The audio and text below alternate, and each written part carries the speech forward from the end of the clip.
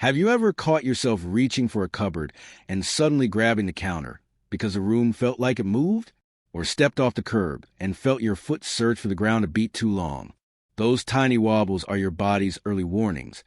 And the beautiful thing is they're trainable. After 60, balance isn't about luck. It's about practice, short, simple drills that teach your legs, eyes, and inner ear to work together so you recover faster and walk with quiet confidence. Today, we're going to build that skill right in your living room. No gym, no special gear, just a few safe movements you can repeat in a few minutes a day.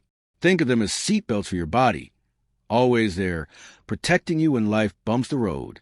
Before we start, let's set the scene so you feel secure. Clear a strip of floor the length of your couch. Put on shoes with a bit of grip. Stand near a counter, sturdy chair back, or hallway wall, so one hand can land if it needs to. Keep your phone in a pocket, not across the room. If dizziness, chest pain, or numbness ever shows up, you stop and sit. You're in charge of the dial. We're going for steady, not showy. Let's begin with a gentle reset your whole body understands.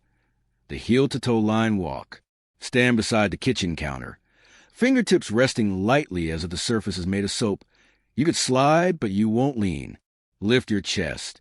Soften your shoulders and look straight ahead at a spot on the wall rather than down at your feet.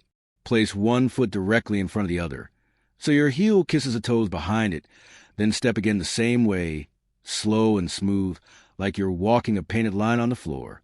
Feel your ankle do tiny work side to side. That's your balance engine waking up. Take 5 to 10 slow steps forward, then turn safely by taking small side steps to face the other way, and come back. If you wobble, your fingertips are right there. That's not cheating, that's smart. The goal is quiet feet and calm breathing. Inhale through your nose, long, gentle exhale like you're fogging a mirror.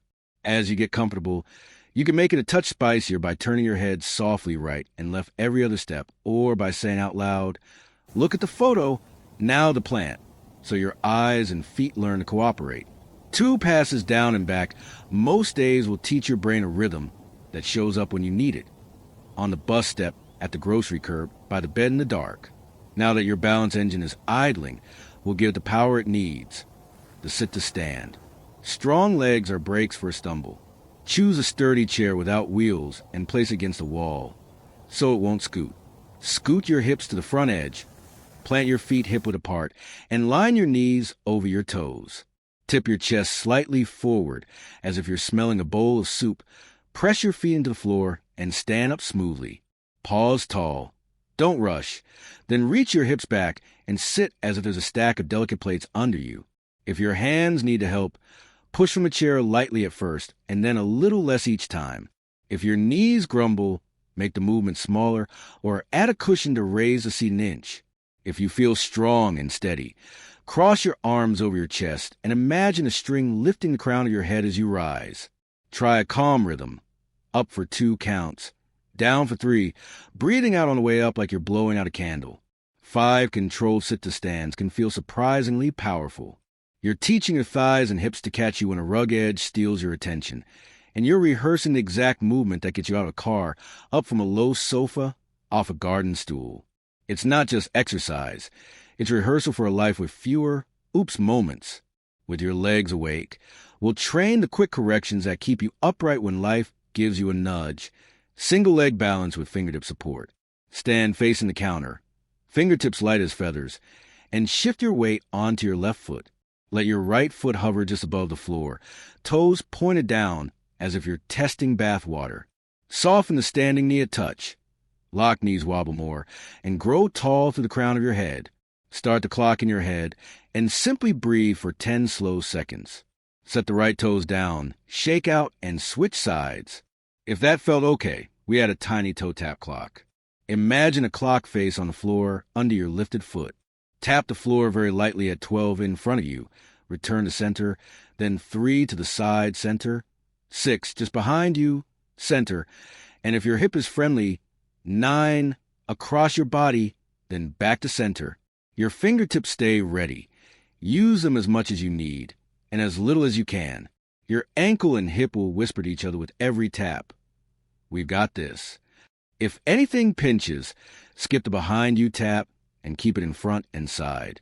If you want a tiny challenge once this feels easy, try moving your eyes instead of your head. Look softly to the right on one tap, softly to the left on the next, then back to your steady point ahead. Vision drives balance. Teaching your eyes to move while your body stays tall is a secret superpower for uneven sidewalks and busy rooms. As you practice these, notice what changes, not just during the drill, but in the little moments of your day. You might feel steadier bending to pick up the mail. You might turn in the kitchen without that extra sidestep. You might trust your legs a bit more on the stairs because you've reminded them they're strong and quick. That's how fall prevention really works. Not by scaring you into stillness, but by teaching your body to move better and react sooner. A few small safety notes will help you feel braver. Work in good light, so your eyes get clear information.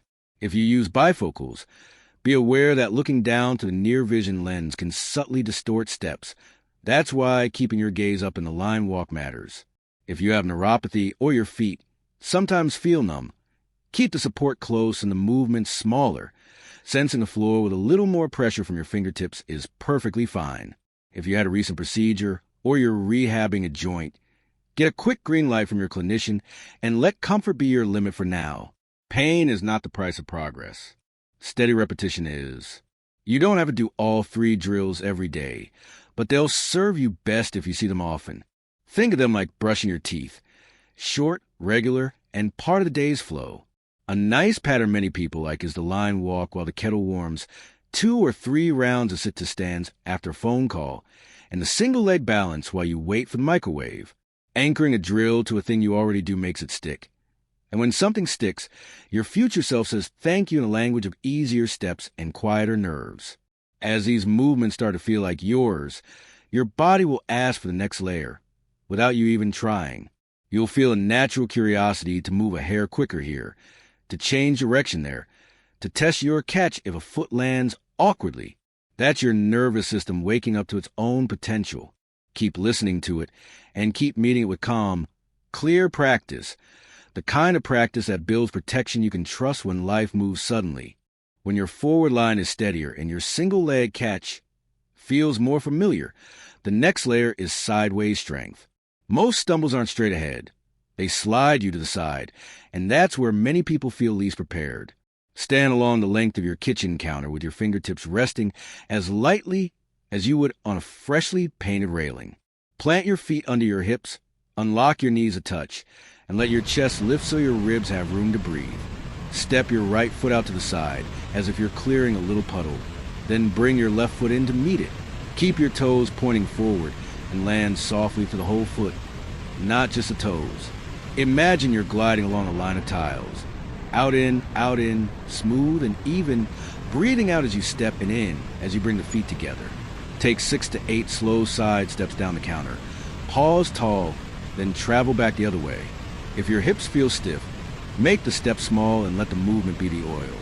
If your knees complain, keep your stance a little wider so you're not collapsing inward, and think of gently pressing the floor away rather than dropping into a squat.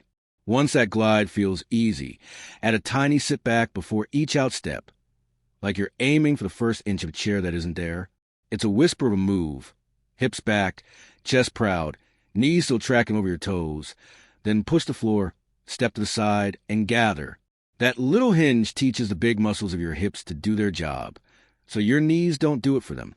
If you use a cane or walker, turn your body so your support is between you and the counter, and let the device and the countertop share the balancing work while your feet do the stepping. You're not trying to tire yourself out. You're teaching your sideways brakes to switch on when life tugs you off-center. A dog pulling the leash, a grandchild bumping your leg, a bus lurching at the curb. Now we'll wake up your fast feet, because preventing a fall often comes down to one quick, correct step in the right direction. Clear a patch of floor and place 3 targets you can see easily. 2 bright sticky notes or coasters about a foot in front of where you stand. 1 slightly to the right, 1 slightly to the left, and 1 just behind your heels. Stand tall with your fingertips near the counter. Soften your knees. Zip up through your middle like you're putting on a gentle snug vest, and pick a steady spot on the wall for your eyes. Say, step out loud and tap the right front target with your right foot, barely touching, then bring it home. Say step again and tap the left front target with your left foot, then bring it home. Now say back and step 1 foot to the rear target, toes touching down, then return. Keep the steps light and quick, like a cat, not heavy like a stomp. Your goal is quiet speed. Where your foot goes is precise. How it comes back is smooth. To make this drill reactive instead of planned, use a simple cue. If you're practicing solo, close your eyes for a breath, open them, and step to the first target your eyes notice. Or tap a spoon lightly on a glass. 1 tap means right, 2 means left, 3 means back. If you have a partner, ask them to call out right, left, back at an easy pace, then unpredictably, and then faster only if you stay calm. The rule is always the same. Small, quick steps that keep your head over your base. No crossing your feet. Crossing tangles ankles. If you wobble, your fingertips are there. If you're brand new to this, keep the back target very close, barely behind your heel, so your weight doesn't pitch too far. As your confidence grows, slide the targets an inch farther. Keep the floor uncluttered and the light bright, so your eyes and feet agree about where the ground is. You'll feel your heart take interest during this one, and that's good. Alertness is part of balance. Let your breath steady the tempo. Breathe in gently as you prepare. Breathe out on the step, and let the exhale last a heartbeat longer than the inhale.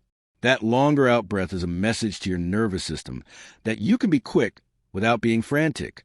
If you ever feel flustered, slow the cues back down and shrink the steps. A calm drill repeated beats a hard drill avoided. Because life doesn't move in straight lines, we'll add one more pattern that teaches you to change direction without getting tangled. Quarter turns with a soft landing. Stand facing the counter at arm's length, so you can reach it if you need to. Unlock your knees and imagine your feet are on 2 dinner plates that can slide the tiniest bit.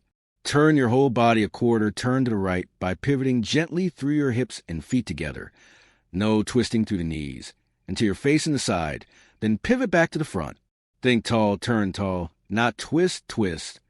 If your shoes grip too much, do this in socks on a surface that isn't sticky, but always keep 1 hand's worth of help nearby. Add a soft step to finish the turn. Turn, then step the outside foot a few inches where you're now facing, then gather. That little step teaches you to reorganize your base under your center when the world rotates, like turning a hallway or shifting to greet someone calling your name. If your inner ear has been fussy or you wear bifocals, pair the quarter turn with a head and eyes exercise that respects your comfort while standing tall and steady. Look at a spot on the wall and keep your gaze there as you slowly turn your body a quarter turn and back. If you get dizzy, the drill is too big today. Shrink it to an 8 turn or simply practice moving your eyes first, then your head, then your body. The sequence matters. Eyes lead, head follows, body adjusts. That's how you'll turn in the kitchen without feeling like the room is lagging behind you. You might be wondering how to fit these into a real day without turning your living room into a gym. Let the home do the reminding. Side steps belong along the counter while you wait for water to boil. Target taps fit by the hallway wall where nothing rolls underfoot. Quarter turns live in the doorway where you naturally change directions anyway. 2 or 3 minutes per drill. Sprinkled into the day, build a stronger safety net than a single long session you skip. Think of them like seasoning a soup, small pinches that make the whole pot taste right. If a knee, hip, or back gives you a look during any drill, make friends with range and pace. Shrink the step until your joints give you a green light. Slow the tempo until your breath stays easy, and keep the support within reach. If you use a walker, place your targets within the frame and practice quick taps inside your safe zone, moving the walker only when you return to center. If you're fresh from procedure or fall, ask your clinician which movements to start with. Many will gladly circle the 2 that match your current stage, so you build up without flare-ups. This is your practice, not a performance. As these sideways glides, reactive taps, and smooth turns start to feel familiar, something subtle changes in the rest of your day. You'll notice your feet setting themselves a little wider before you reach for a high shelf.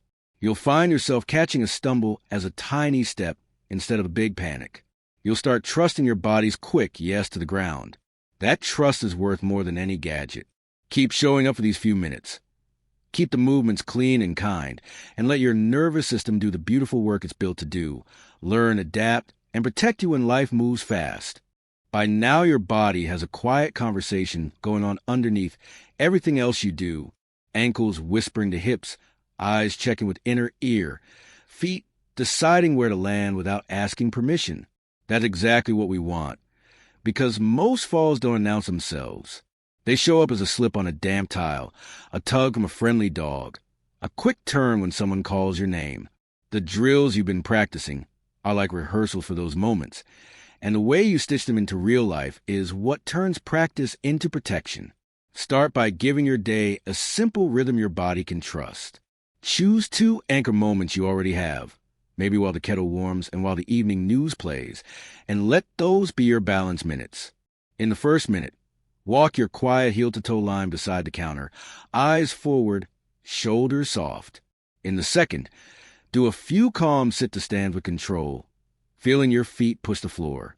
Later, in the evening, stand where the light is good and touch your fingertip to the counter while you practice that little toe-tap clock, slow and steady. You're not trying to sweat.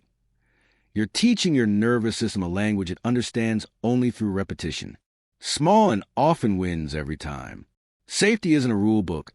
It's a series of tiny favors you do for your future self. Look at your home with balanced eyes for 1 minute today. If a rug curls, give it an anchor or fold it away for a while. If the lamp by the hallway throws more shadow than light, swap the bulb so your eyes aren't guessing. If shoes by the door live where your foot wants to land, slide them 6 inches over. None of this is a renovation. It's a quiet rearranging so your practice has a friendly stage. If you get up at night, leave a small light on the path you actually walk, not the one you wish you walked. Your brain thinks in pictures. Get a clear one at 2 a.m. Progress shows up in small, almost secret ways, and noticing them keeps you motivated. Pick one everyday move as your measure. Standing from your favorite chair, turning in a tight kitchen, stepping into the shower, and checking every few days. Does the stand feel less like a push?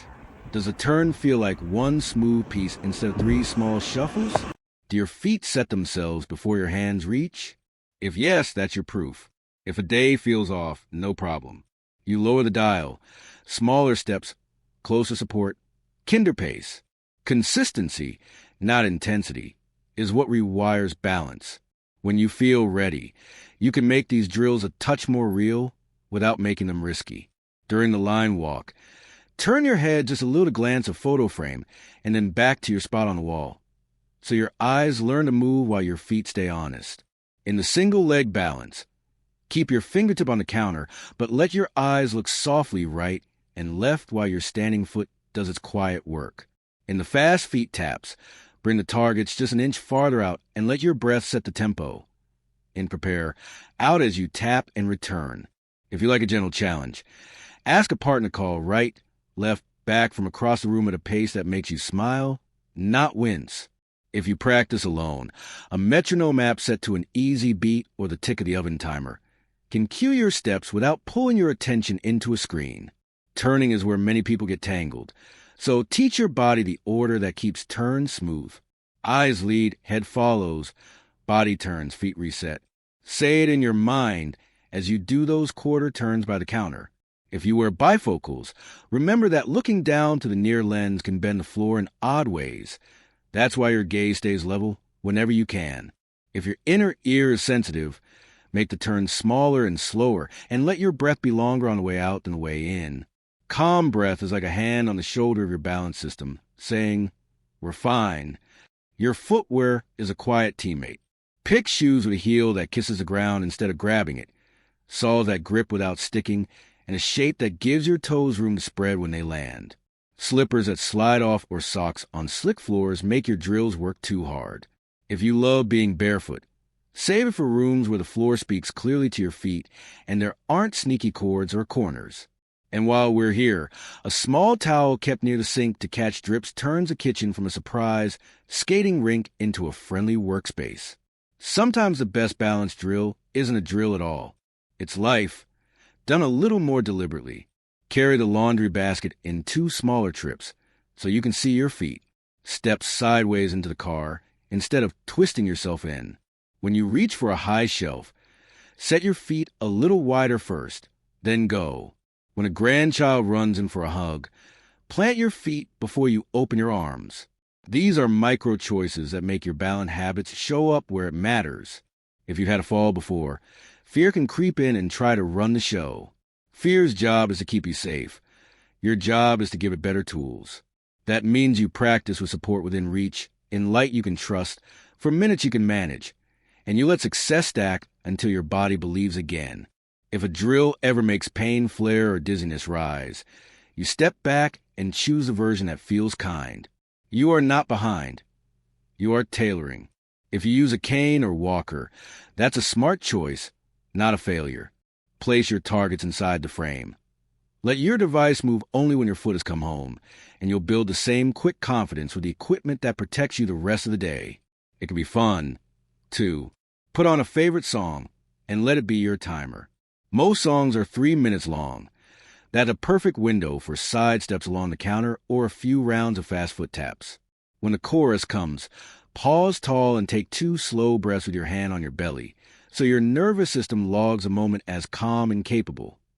Celebrate tiny wins out loud. That turn felt smooth. Those sit-to-stand were quiet.